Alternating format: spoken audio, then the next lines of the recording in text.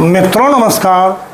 पावन ज्योतिष प्रभात YouTube channel पर आप सबका स्वागत है। आज के वीडियो का शीर्षक है, टॉपिक है राजनीति के उच्च शिखर तक पहुंचाने वाला राजयोग। उदाहरण कुंडली से जानिए पॉलिटिकल राजयोगा इन हॉरोस्कोप।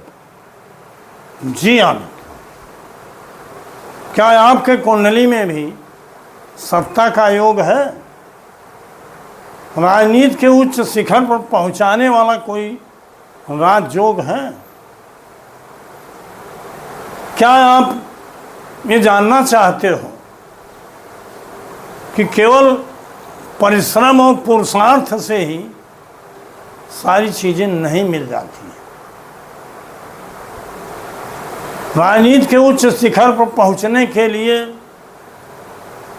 अच्छे पद प्राप्त करने के लिए आपके कुंडली में बल होना चाहिए, क्योंकि कुंडली पूर्व अर्जित कर्मों के फलस्वरूप जो रिजल्ट देती है उसके बारे में बताती है। मखिया कोई विज्ञान उसको पूर्व जन्मकृत फलों के बारे में नहीं बता सकता। तो आज के वीडियो में हम एक ऐसे राजनेता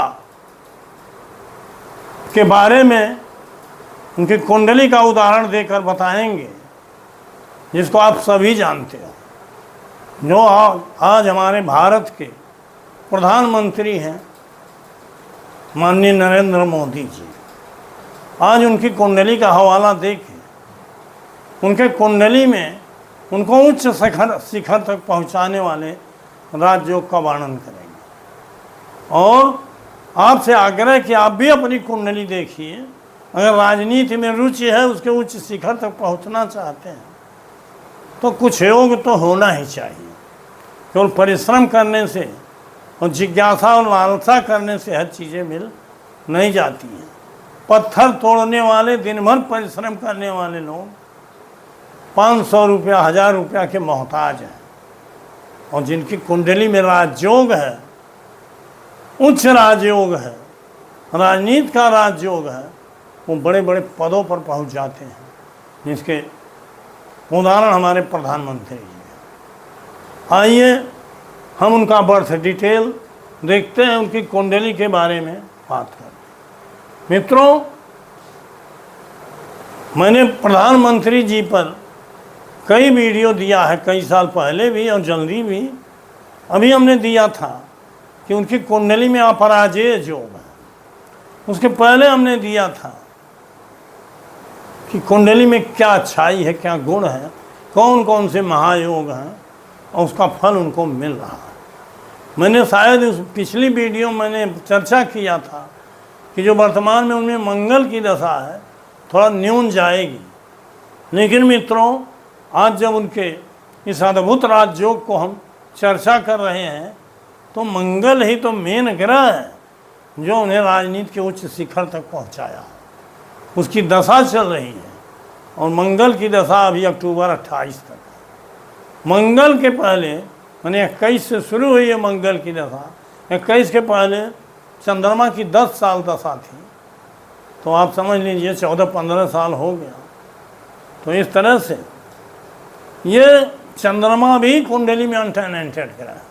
अभी उस पर हम चर्चा करेंगे। आपसे बार बार हमने बताया है कि जितने अधिक अनटेनेंटेड ग्रह होंगे वो कुंडली उतनी ही भाग्यशाली होती है, बलवान होती है, बलवती होती है। तो आज ऐसे अनटेनेंटेड ग्रहों पर भी चर्चा करेंगे। और आज जो नया राजयोग, हम राजनीति का राजयोग बता रहे हैं, पहले हमने नहीं बताया, क्योंकि अनटेनेंटेड ग्रहों पर इस बीच हमने वीडियो देना शुरू किया है। तब मेरे निगाह में आया वास्तव में यही उच्च राजयोग है जिनको राजनीति के उच्च शिखर तक पहुंचाया है और अपराजेय बनाया है। आइए देखते हैं। प्रधानमंत्री जी का डेट ऑफ बर्थ है 17/9/1950। 17 सितंबर 1950 को 11 AM पर कहाँ पैदा हुए? मेहसाना, गुजरात, इंडिया में। इस पर इनकी वृश्चिक लग्न की कुंडली बनी है, लग्न कुंडली है, एक कस्प कुंडली है। अब प्रधानमंत्री जी पर इस समय 6 अक्टूबर 2021 से 6 अक्टूबर 2028 तक मंगल की महार। इसके पहले 10 साल तक 2011 से चंद्रमा की महार। इस कुंडली में अनटेनेंटेड की बात जो हमने किया, अनटेनेंटेड 4 ग्रह, चंद्रमा, मंगल, बुध और केतु। चंद्रमा, मंगल, बुध और केतु। आप अभी यहाँ केपी प्लेनेट सिग्निफिकेटर में उसको स्पष्ट करेंगे। और राजनीति के दर्शक भाव होते हैं 1, 9, 6, 10 और 11। 1, 9, 6, 10, 11 पहला भाव। 6, 10, 11 तो हर जगह विजय सफलता का होता ही है, लेकिन पहला भाव, प्रथम भाव जो है आपके मस्तिष्क का है, स्वास्थ्य का है, स्वभाव का है, आपकी काबिलियत का है, अंतर्निहित शक्तियों और क्षमताओं का भी भाव है। लग्न जितना अधिक बलवान होगा, वो लग्न भाव जितना अधिक बलवान होगा, उतना वो आदमी ऊपर उठने में सक्षम होता, समर्थ होता। और 9वां भाव भाग्य और धर्म का होता है। भाग्य और धर्म का मतलब पूर्वार्जित कर्मों का प्रतिफल। तो 9वां भाव भी जरूरी है राजनीति में। और 6, 10, 11 तो ये बहुत आवश्यक है। मेनली 10वां भाव होता है राजनीति। पहले हमने बताया था कि प्रधानमंत्री जी के कुंडली में हर ग्रह में 10वां भाव है, मेनली नक्षत्र के माध्यम। अभी देखिए यहाँ हम आपको बता रहे हैं, ये केपी प्लेनेट सिग्निफिकेटर है। ये प्लेनेट सिग्निफिकेटर में सूर्य से लेकर केतु तक हर ग्रह में आप देखेंगे 10वां भाव है। सूर्य में देखिए 10वां है, आदि से अंत तक। चंद्रमा में भी देखिए नक्षत्र के माध्यम 10वां है। सूर्य के भी अपने ही नक्षत्र में 10वां भाव है। मंगल में 10वां भाव नहीं दिखाई दे रहा है, लेकिन मंगल का नक्षत्र जो गुरु है, ये आप देख लीजिए, गुरु यहाँ चौथे भाव में बैठा 10वें को देख रहा है। तो नक्षत्र के माध्यम से दृष्टि द्वारा गुरु में 10वां भाव आ गया है। मंगल में 1 और 6 भाव आया है, और गुरु में 5वें से मतलब में, तो 1, 6, 10 आ गया। इसी तरह से बुध में 10, 8, 11 आप देख रहे हो, नक्षत्र में 10, 10 देख रहे हो। गुरु में 4, 2, 5, राव में 4, 2, 5। इसके ऊपर नक्षत्र शनि में 10वां है, लेकिन नक्षत्र में 10वां नहीं दिखाई दे रहा है। तो राव देखिए यहाँ मीन राशि में बैठा, अर्थात गुरु के घर में, और गुरु की दृष्टि 10वें पर है। इन नाते गुरु में 10वां भाव, राहु में नक्षत्र के माध्यम से 10वां भाव। शुक्र में आप देखिए स्वयं का नक्षत्र है, इसमें भी 10वां भाव। ऊपर नक्षत्र स्वामी सूर्य है, नक्षत्र का काम करेगा, इसमें भी 10वां भाव। शनि भी सूर्य के नक्षत्र में, इसमें भी 10। राहु शनि के नक्षत्र में, इसमें भी 10वां भाव। केतु सूर्य के नक्षत्र में, इसमें भी 10। मतलब सभी ग्रह नक्षत्र के माध्यम से 10वें भाव का सपोर्ट कर रहे हैं, सिग्निफिकेटर है। जिसका मतलब राजनीति के क्षेत्र में ये बड़ी बलवती कुंडली है। पहले भी हमने जो वीडियो दिया बताए थे, लेकिन आज हम जो बताने जा रहे हैं, अनटेनेंटेड ग्रहों का प्रभाव, महत्व, बल। अनटेनेंटेड ग्रह उनको मानिए कहते हैं जिनके नक्षत्र में कोई ग्रह न हो, स्वयं तो हो, अपने नक्षत्र में कोई ग्रह है उससे फर्क नहीं, लेकिन उसके नक्षत्र में अन्य कोई ग्रह न हो। तो ऐसे 4 ग्रह हैं इस कुंडली में। आप देख लीजिए कौन कौन है। चंद्रमा, यहाँ देखिए चंद्रमा के नक्षत्र में कोई ग्रह है। बुध, बुध के नक्षत्र में कोई ग्रह नहीं। मंगल, मंगल के नक्षत्र में कोई ग्रह नहीं। और चंद्रमा, मंगल, बुध और नहीं, हाँ अनटेनेंटेड में चंद्रमा, मंगल, बुध और केतु। केतु के भी नक्षत्र में कोई ग्रह, बुध के नक्षत्र में कोई ग्रह नहीं, मंगल के नक्षत्र में कोई ग्रह नहीं, चंद्रमा। इस तरह से 4 ग्रह अनटेनेंट हैं। अब जो मेन भाग्य में लेके आदमी कोई आया होता है उसको हम कस्पल सिग्निफिकेटर्स में, कस्पल सिग्निफिकेटर्स में 10वां भाव का उप नक्षत्र स्वामी अगर 1, 5, 9 नहीं 1, 9, 6, 10, 11 बता रहा, 1, 9, 6, 10, 11 बता रहा, मेनली नक्षत्र के माध्यम से, या इसमें से कई भाव बता रहा, तो राजनीति के क्षेत्र में वो आदमी बहुत सफल होता है, उच्च पद प्राप्त करता है। और वो ग्रह कौन हो? गुरु हो, गुरु राज्य कृपा कारक है। बुध हो, बुध राजकुमार कहलाता है। मंगल सेनापति कहलाता है। तो और शनिश्चर तो कर्म का कारक है, 10वां भाव ही उसका। तो इस तरह से ये गुरु, बुध, मंगल, शनि,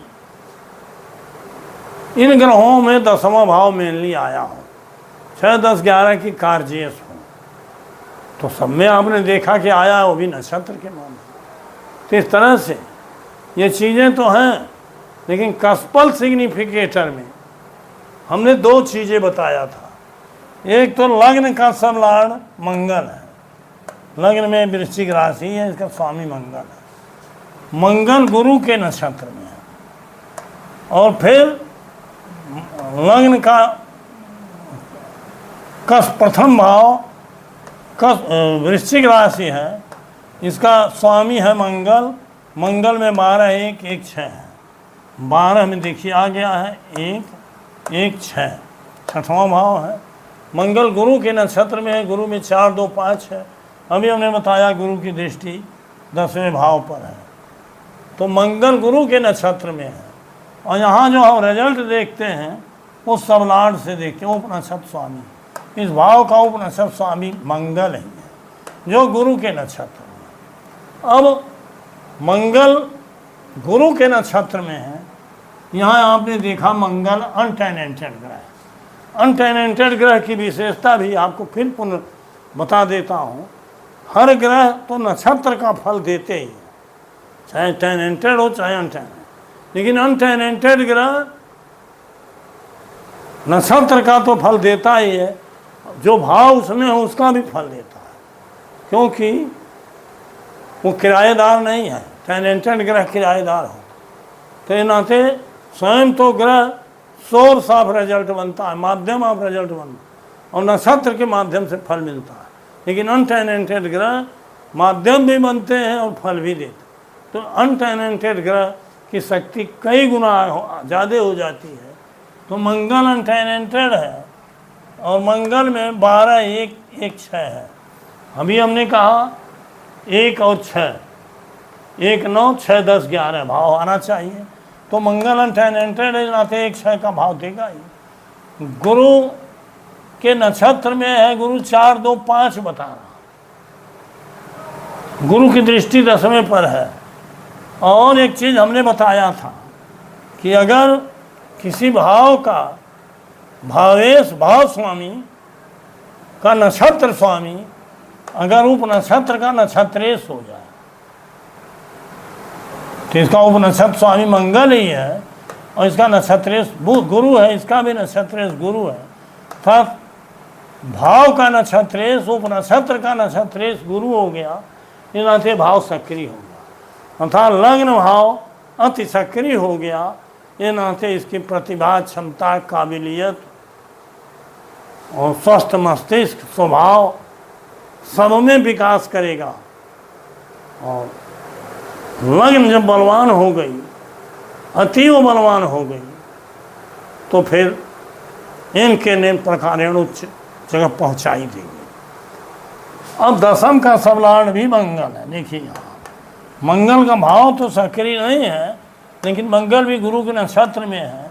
ऊपर वाले मंगल में जो गुण है, मंगल अनटेनेंटेड है, ये नाते शक्तिशाली है, और यही अनटेनेंटेड होने का योग। और 2, 6, 10, 11, 1 नहीं 2, 6 नहीं, 1, 6, 10, 11 9 ये भाव अधिकतम आए हैं, इस नाते उच्च पदस्थ हुए। यह चंद्रमा भी अनटेनेंटेड ग्रह है। मंगल के पहले 10 साल चंद्रमा के, जब से चंद्रमा की दशा आई, चंद्रमा ने ही उनको प्रधानमंत्री बनाया। मंगल में भी बने हुए हैं, अभी 28 तक कोई चिंता नहीं है मित्रों, क्योंकि मंगल तो अनटेनेंटेड है।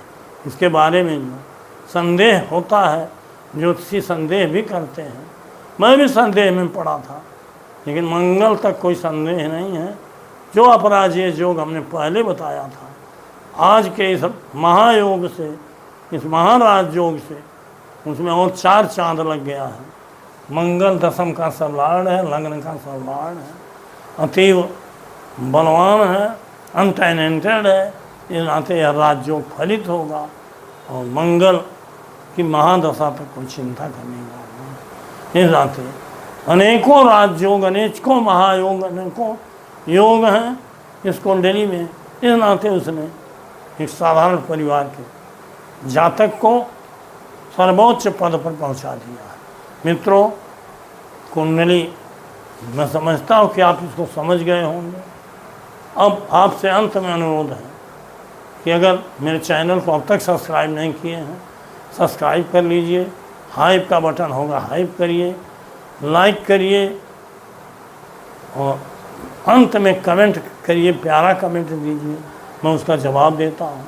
वीडियो जितने भी समय की है पूरा वीडियो देखिए, क्योंकि पूरा वीडियो देखेंगे तो वीडियो का रस, रहस्य, सूत्र, नियम सब आपके समझ में आ जाएगा। बहुत बहुत धन्यवाद।